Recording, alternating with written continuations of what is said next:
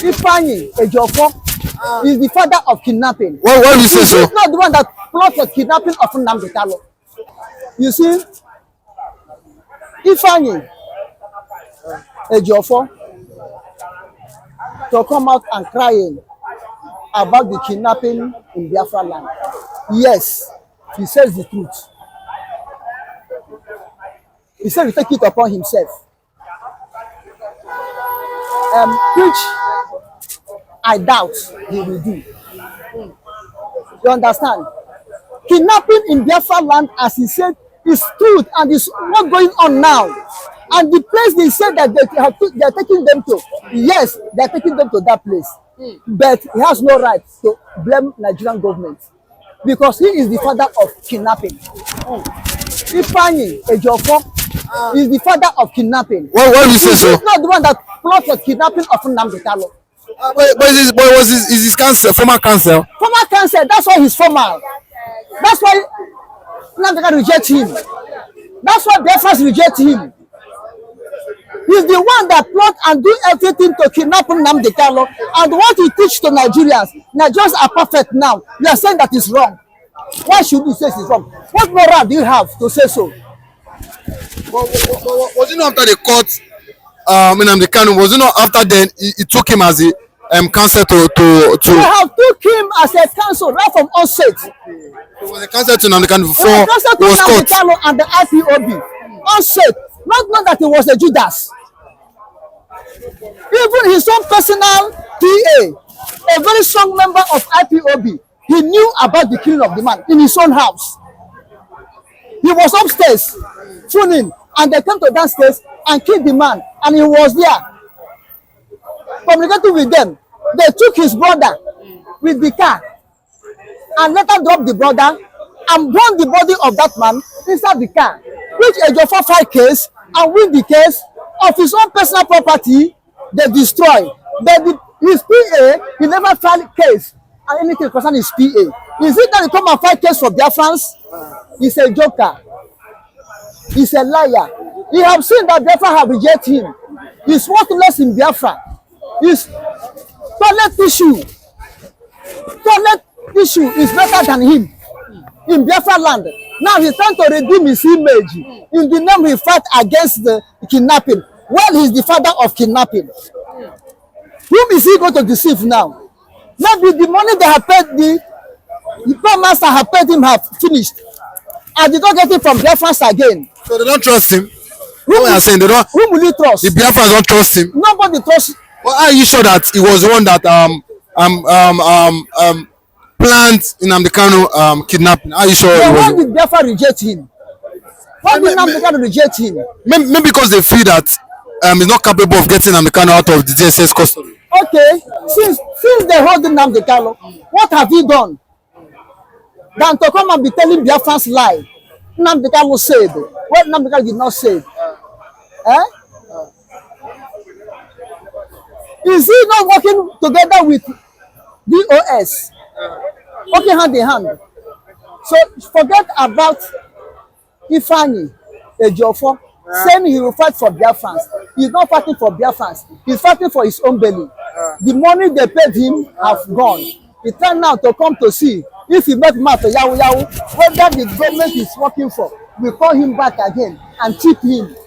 So are you trying to say that you want Ejimako wants to be Ejiofor wants to be relevant again? You want to be relevant, that's all. But I know that people have rejected him. Even Nigerian government don't mind him again. And his image, he cannot rebuild it again in Biafra land. He will end up like this man, Rafa Wazirike. When Rafa Wazirike mess up, Biafra reject him. Nigeria reject him. He's now silent. He's now sleeping. If you haven't entered coma, very soon, Ifeanyi Ejiofor will follow suit of Rafa Wazirike. They will go silent. They will be alive, but they are silent. Nobody will remember them again. So he should leave that case. Say he want to take it personally. Nobody send him.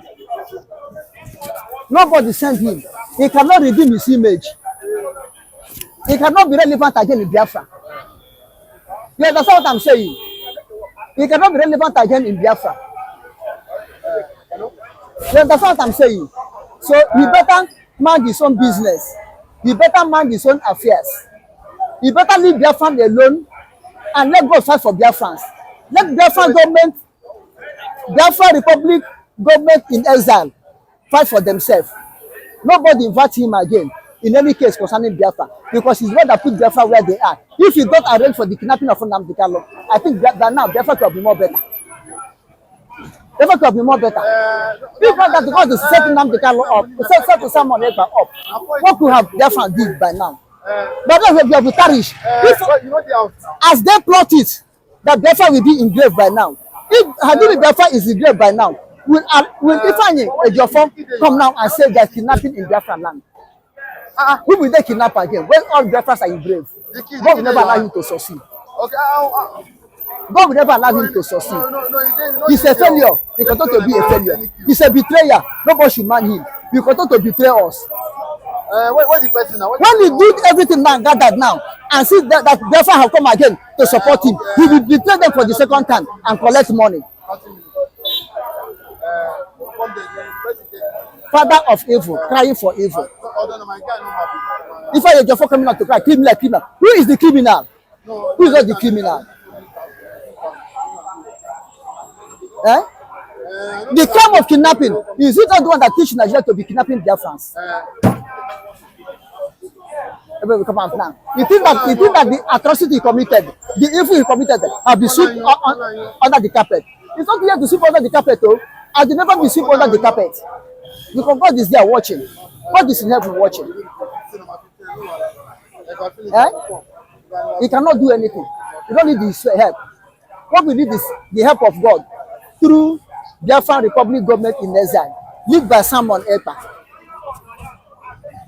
and other cabinets of Biafran government in exile.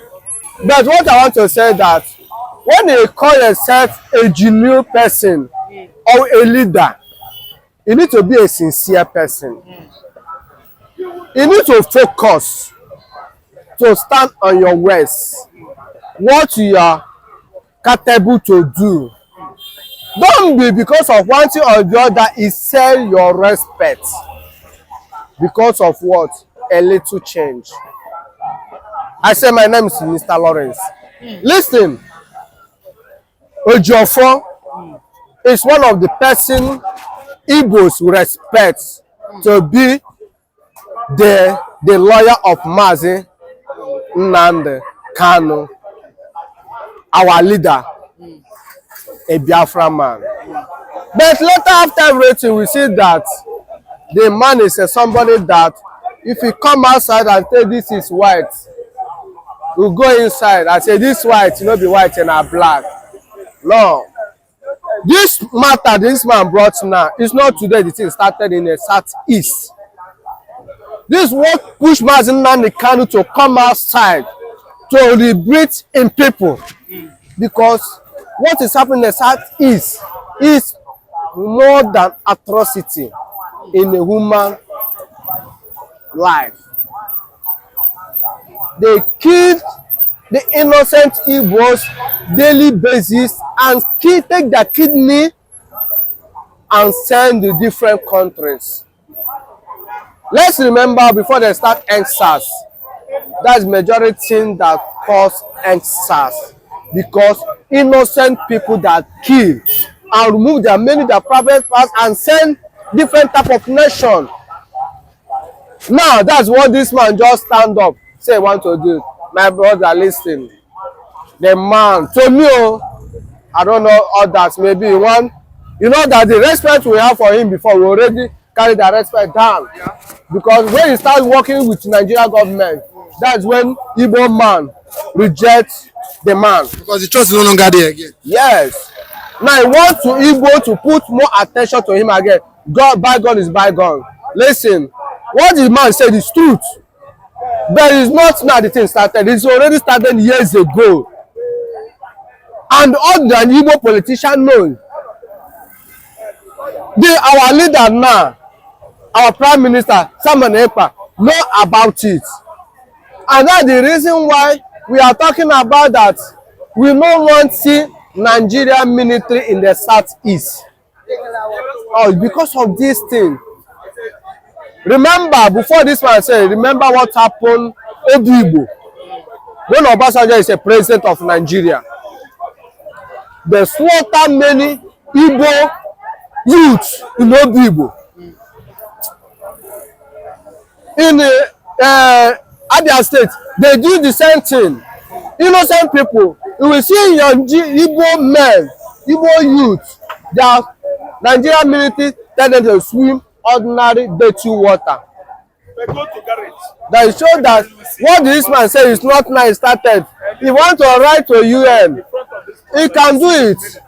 But the respect we have for where this man is already do what? Gone. We are following the train moving, the right channel. That's our Prime Minister, Simon Ekpa. Listen, the current thing that happened in the Biafra land is that our Prime Minister already said that 1 month sit at home. And 1 month sit at home you are talking about is not about all Biafrans. It's about the government strategies. Anything about government workers, the offices, everything will do what? Shut down. Anybody that come outside and open anything government work in the southeast, whatever you see, you do what? Take it. That is the way you use to conquer the politician in the southeast and the Nigeria securities, because they are not doing their job. What this man,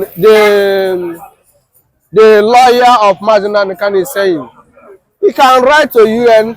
If you write for 90 tomorrow, your writing is not doing anything, because it's not today. Nnamdikanu already write more than. What did this man will write to UN who come from Nigeria to tell Nigeria to stop killing Biafrans? And you know that when they stop killing Biafra, maybe UN who cannot, what they are benefiting in Nigeria, they cannot benefit it again. What we need that everybody follow what our leader, Nnamdikanu and Simon Ekpa, whatever they tell us to do, follow their step and do it. And I know that the Biafra land everywhere will be more secure than call Nigerian security to secure us. No. That's what they try to do when they say they want to do protests in Nigeria. They tell us that come outside and protest, they will go protect us. What happened? Because of Igbo, they are very smart and they have the foresight. They say, no, we cannot come outside. Because when we come outside, they use the opportunity to enter us and finish us. They will still say, we are the armed robbers. And when they put the price, it didn't work. Now, see another way they put it. They go to Enugu State. Because the governor of Enugu State is the idiot man and said that his state is not a Biafra land. Now, they kill 27 youths, the future of the Biafrans, the future of the land, the future of the communities. Just waste them and tell Nigeria and tell the whole world this 27 people, they are armed robber. Where they rob? The Central Bank of Nigeria. You see that Nigeria issue is not today the thing started. Let's please, I beg all the whole Igbos, Biafrans, Niger Deltas, Warriors, all of them to do what? To support this struggle of Biafra agitation. Let us have a good nation. Nigerians is already gone. See what is happening in Nigeria. Nobody can come outside and they bold and say I'm a Nigerian. Check out the whole Africa. People that travel and leave their country mostly is Nigerians. Because nothing coming good in Nigeria again. Everybody travel to survive. Everybody. If I myself have the money to leave Nigeria, and I will leave it. At least, even though you as a journalist now, maybe if you have the opportunity to move, you cannot stay because you see that Nigeria It's a country that didn't value their citizens. Any nation or any country in the world didn't value their citizens. You know that that nation have big issue that Baba God, Oluwa, Chukwu need to do what? To need to adjust or to destroy the nation. The whole Nigeria, giant of Africa, didn't value their citizens. A security man come outside and say he killed 27 people. How many people did they arrest? So those people to come say, yeah, whether we are robber or we not are robber. He killed 27. That they didn't value life. They didn't value of life of their citizens. No, I didn't believe those people, they are robbers. They are innocent people. They're supposed to give us, let those people come outside and talk and defend themselves, whether they are robbers or not. See how the way they arrest Nnamdikanu. At least, if you say they have the opportunity to kill Nnamdikanu for his house, the whole world will know the value of Nnamdikanu. The answer is no. It's because of Nnamdikanu escape. Can come outside and boldly and tell the whole world, see what is going on for a nation. And if say those 27 people is alive, they will still come outside and boldly and tell the whole world they are not armed robber. They just put allegation for their head. They will defend themselves. Let Nigeria security work, do genuine work. Stop doing corner work. Say that 27 people is armed robber. Come the street of the road here. You see different people. They arrest, they go the prisoners. You see many people they arrest, they are genuine. They, because they don't have people can rescue them, they will put allegation for their head. We don't believe what Nigeria security they are saying. Whatever they say to me is totally lies. Thank you. Thank you very much. We don't need anybody from the north to advise us what to do or to tell us where to go. Okay, a certain cleric in the north, from Borno State to be precise, has come and said that it's time for the Igbos and the Biafrans to protect themselves against terrorist attack, kidnapping, and you see that terrorists come to people's house, rape their wife, even kill them. That's even though if it's to manufacture gun or to buy gun and to start protecting themselves, that they should start to do so. Do you think it's actually right what he's saying? Do you support that? You see, the North should understand that they don't need to tell the Biafrans what to do at this particular time when it comes to security or how to protect themselves, even politically on where to belong. And we have come to take it upon ourselves that we cannot reject ourselves because people have rejected us. We can do our things on our own way and achieve our own thing our own way. We don't need anybody from the north to advise us what to do or to tell us where to go. And thank God that that sensitization has already been understood by the Igbo political class, the Igbo scholars, the Igbo intellectuals, and of course the entire Biafran citizens. They understand that they don't need Nigeria to survive. You understand? If Nigeria feel that they need them, that's okay by them. So we should not be borrowing any form of idea from the north, whether it's in good nature or in bad nature. We simply don't need it, because every time we have tried to accommodate ourselves, at the end of the day, we have been pushed to the other direction. We have been pushed to the wall. We have been seen as people who are not qualified to be part of the system they fought for. Who brought independence to Nigeria? At the end of the day, those who fought for independence in Nigeria are being ganged up against. So the North should not stand up and advise Igbos what to do at any particular time. It is not their business. It's none of their business. We're not fucking interested in that. That's just the truth. See, we must tell ourselves, see, if there's going to be a national consciousness in that regard, then we need to understand that we need to throw away the name called Nigeria first. Revisit people-oriented constitution, then demarcate all the rope that connect us with Britain, cut it into pieces. Is that possible? Why is it that anybody that want to become president of Nigeria need to go to Chatham House first before you become president of Nigeria? What is it that they go to Chatham House to go and sign? Do you see other countries when they want to become president, they go to Chatham House in London? I'm asking you now. Find out, go and do your findings. Can you see that in Ghana? Can you see that in other places? Why is it before you become president in Nigeria, you need to go to Chatham House? What is it in that Chatham House? No, it's high time the black man stand down and begin to question some certain values that were being given to us by the British government. The black man has what it takes to develop itself. Before the colonial masters came, we were doing our own things our own way. We are wearing clothes. We are eating food. We are buying herbs. We are into inventory. The black man should not be seen as somebody who does not know left and the right without the white man. So for people who physically does not put any form of resistance, even when the British government came to Nigeria, should not be seen advising people who stood against the colonial rule for over 40 years. The Igbos fought the British government for more than 40 years. In the north, there was nothing like fight. They walked in ceremoniously and walked out. In the west here, they wrote to the British government to come and colonize them. None of them has fought a modern warfare. So the north should not be seen. We are not going to entertain any form of that. You understand? Any condition, we find ourselves, we will survive it. We went through the war, went through the ashes of the war. After how many years, our money was confiscated in the bank.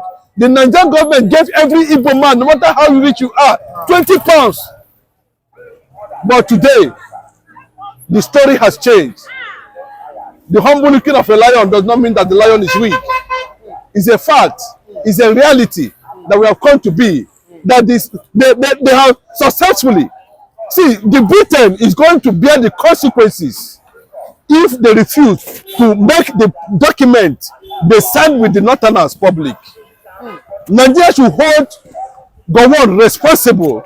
Nigeria should also hold Danjuma, Theophilus Danjuma, responsible for the death of misgovernance in Nigeria, for insecurity in Nigeria, for anything that made Nigeria not to move forward.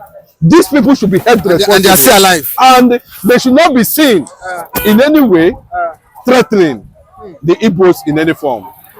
So, but recently, 27 people died in the Enugu state. But in Southeastern, they've come and said that what's Peter Nnamdi doing? And secondly, they said the Nigerian police said they were people that died were criminals, that they killed were criminals. But ekpa has come out to debunk that and said that they were criminals. Why were they not shooting back at the police? That it was innocent people they killed, not criminals.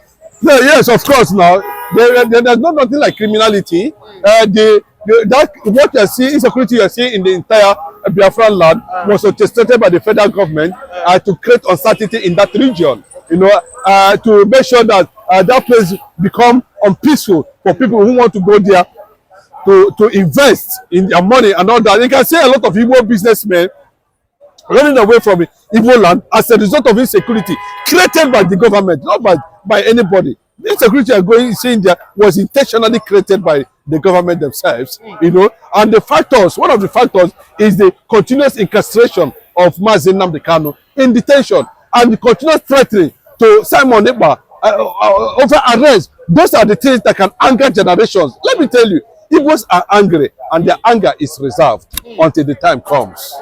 So we must understand that the reality of the matter is that as it stands now, we are looking at directions that can give us the reality of what we are and who we represent, not Nigeria. We do not belong in Nigeria, and Nigeria does not belong to us. Nigeria, the name Nigeria is not even associated with us.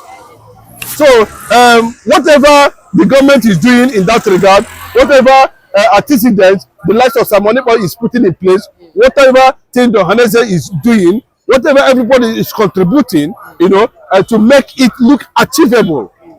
Well, for me, the utmost thing on every part of the world is peace. Peace is important. Peace attracts a lot of things. Peace attracts investment. Peace attracts love. Peace attracts growth. In an atmosphere of peace, there will be no investment. There will be no growth. There will not be innovation. So it's quite intentional, we know, and we know the reason why the entire eastern region is facing security challenges. You know, those security challenges are, are not state actors who find themselves